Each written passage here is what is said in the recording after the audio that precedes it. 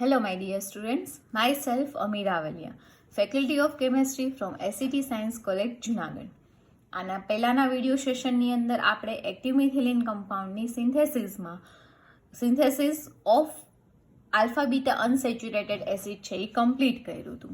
આજના આ વિડીયો સેશનના અંતે તમે લોકો સિન્થેસિસ ઓફ ડાયકાર્બોક્સિલિક એસિડ છે એ કમ્પ્લીટ કરશો, જેમાં એડિપિક એસિડ ઉપર ફોકસ છે એ કરવામાં આવ્યું છે. તો સૌથી પહેલાં તો ડાયકાર્બોક્સિલિક એસિડ કોને કહી શકાય, આ જે વર્ડ છે એને આપણે ડિફાઇન છે એ કરીએ તો કે જેની અંદર માત્ર ઓનલી 1 COOH ગ્રુપ પ્રેઝન્ટ હોય, બરાબર, તો એને આપણે મોનો કાર્બોક્સિલિક એસિડ કહેતા હતા, જેની સિન્થેસિસ પણ આપણે ફર્સ્ટ સિન્થેસિસ જે હતી એ જોઈ હતી, બરાબર. અને જેની અંદર 2 COOH ગ્રુપ છે એ પ્રેઝન્ટ હશે એવા એસિડને તમે કેવો કહેશો તો કે ડાયકાર્બોક્સિલિક એસિડ, બરાબર. આની આખી સિરીઝ છે આપણે 12th સ્ટાન્ડર્ડની અંદર ભણી ગયા, જે તમને કદાચ આવી રીતે યાદ રખાયું હોય. Oh my sweet green Apple, બરાબર, જેમાં ઓ એટલે ઓક્ઝેલિક એસિડ છે એ થતો હતો, એમ એટલે મેલેઇક એસિડ થશે, એસ એટલે સક્સેનિક એસિડ થશે, જી એટલે લ્યુટાઇક એસિડ છે એ થશે, એ એટલે એડિપિક એસિડ થશે, પી એટલે પાઇમેલિક એસિડ છે એ થશે, બરાબર. તો આવી રીતે આપણે આ વસ્તુ યાદ રાખી હતી કે ઓક્ઝેલિક એસિડ હોય તો એમાં માત્ર કેટલા COOH ગ્રુપ હોય તો કે 2, આ બોન્ડ કાર્બન કાર્બન વચ્ચે છે. પછી મેલેઇક એસિડની વાત આવે તો બધામાં હવે આપણે શું કરશું, એક CH2 ગ્રુપ છે એ એડ કરતા જશું. લાઈક સક્સેનિક એસિડની વાત આવે તો કેટલા CH2 હશે એમાં ટોટલ 2. પછી ગ્રીન તો એમાં ટોટલ CH2 છે એ કેટલા આવશે તો કે 3, 4, એવી રીતે આગળ છે એ વધતા જશે. તો આવી રીતે આપણે ડાયકાર્બોક્સિલિક એસિડની આખી સિરીઝ છે એ જોઈ હતી. તો આની સિન્થેસિસ પણ આજે આપણે આ સેશનની અંદર છે એ કમ્પ્લીટ કરશું. એક જનરલ ઇક્વેશન જોશું જેમાંથી એનની સંખ્યા ઉપરથી એડિપિક એસિડ, ગ્લુટાઇક એસિડ, પછી પેલ્મિક એસિડ એ બધા છે આપણે જોશું. Now let us start the reaction of adipic acid. High dicarboxylic acid such as glutaric acid, adipic acid, pymalic acid and like them are prepared by the reaction of 2 mole of sodium salt of ethyl acetate. કે 2 mole sodium salt of ethyl એસિટેટની આપણે reaction કરવાની છે ડાયહેલો alkanes સાથે, અને પછી એનું શું કરવાનું છે તો કે હાઇડ્રોલિસિસ, બરાબર. તો એની મદદથી તમને ડાયકાર્બોક્સિલિક એસિડ છે એઝ અ પ્રોડક્ટ તરીકે મળી જશે. તો let us now start the reaction. Okay, સૌથી પહેલાં આપણે રિએક્શન છે એ જોઈએ. તો પહેલાં તો આપણે 2 મોલ ઓફ ઇથાઇલ એસિટેટની પ્રિપેરેશન કરવી પડશે. તો પહેલાં હું ઇથાઇલ એસિટેટ છે એનું સ્ટ્રક્ચર લખી નાખું. That is CH2 C double bond O O C2H5 C double bond O CH3, બરાબર. સૌથી પહેલા તમારે શું જોશે તો કે 2 mole sodium salt of ethyl acetate. તો પહેલા તમારે ઇથાઇલ એસિટેટના કેટલા મોલેક્યુલ જોશે તો કે 2. હવે એની રિએક્શન મારે કેની સાથે કરાવવાની છે તો મને એનો સોડિયમ સોલ્ટ મળશે તો કે ETO, એને સાથે મારે એની રિએક્શન છે એ કરાવવી પડશે, બરાબર. જેને હું આવી રીતે લખી નાખું CH3CH2ONA. આના પણ કેટલા મોલ છે એ મને જોશે તો કે 2, કારણ કે મારે કેટલા mall sodium salt of ethyl acetate જોઈએ છે તો કે 2. હવે એની રિએક્શન મારે કરવાની છે ડાયહેલો આલ્કેન સાથે.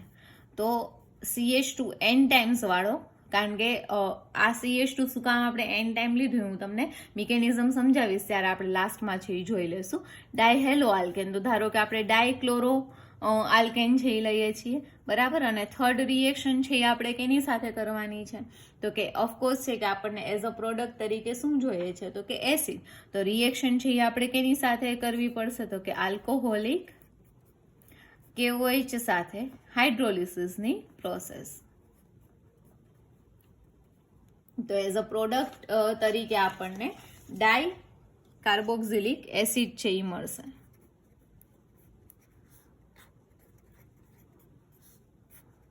આપણે જનરલ ઇક્વેશન ફરી એક વખત કહું છું કે ડિરાઈવ કરવાનું છે.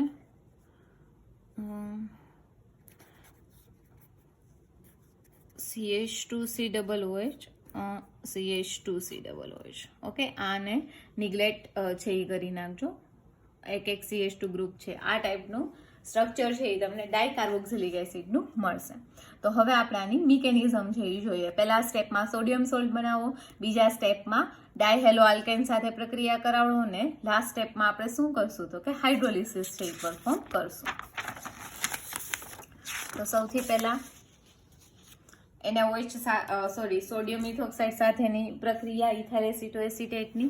તો હું 2 મોલેક્યુલ લઉં છું ઇથાઇલ એસિટોએસિટેટના, CH2C double bond O C2H5 C double bond O CH3. આની રિએક્શન મારે કરવાની છે CH3 CH2ONA ના 2 મોલેક્યુલ સાથે.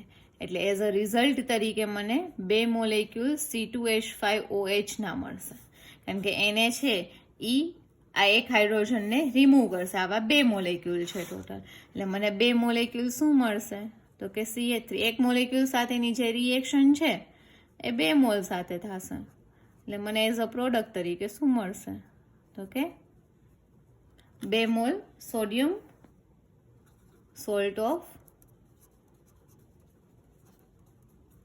ઇથાઇલ એસિટોએસિટેટ.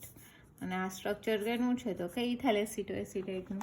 હવે આની સેકન્ડ સ્ટેપમાં મારે હેલો આલ્કેન સાથેની રિએક્શન છે એ કરાવવાની છે. તો આ રિએક્શન છે એ ધ્યાનથી જોજો, હું કઈ રીતે આને રાઇટ ડાઉન કરું છું.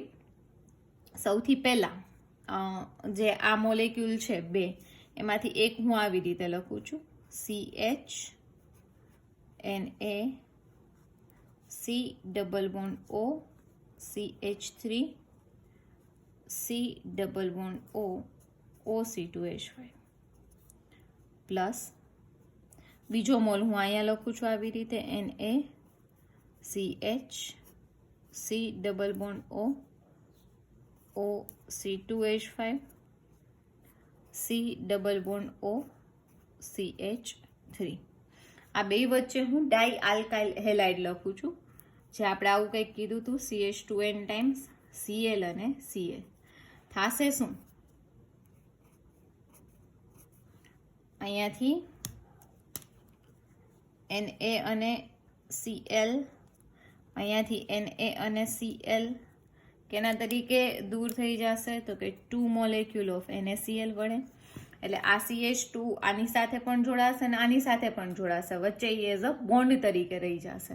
તો આને હું હવે આવી રીતે સીધું કરી નાખું છું. ઇથાઇલ એસિટોએસિટેટ જે આ છે એને હું આમ લખું છું CH C double bond O OC2H5 C double bond O CH3, અને બીજો મોલેક્યુલ છે ઇથાઇલ એસિટોએસિટેટનો આ વાળો, એને હું આવી રીતે લખું છું C double bond O OC2H5 C double bond O CH3.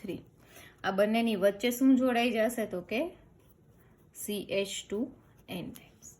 બરાબર. હવે આ જે ડેરિવેટિવ, આને તમે સિંગલ સ્ટેપમાં પણ લખી શકો. પહેલાં આની સાથે પ્રક્રિયા કરાવડાવો, પછી જે જવાબ મળે એને વળી પાછું સોડિયમ ઇથાઇલ એસિટોએસિટેટના સોલ્ટ સાથે બીજી વખત પ્રક્રિયા કરાવો. આ બંને પ્રક્રિયા મેં સાથે આપી દીધી છે. હવે લાસ્ટ સ્ટેપ રહ્યું, આનું આપણે શું કરાવવાનું છે તો કે acidic hydrolysis.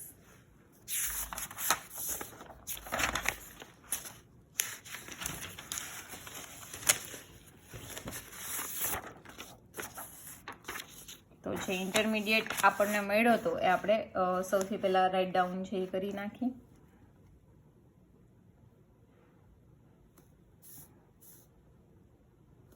that is CH CH2N times CH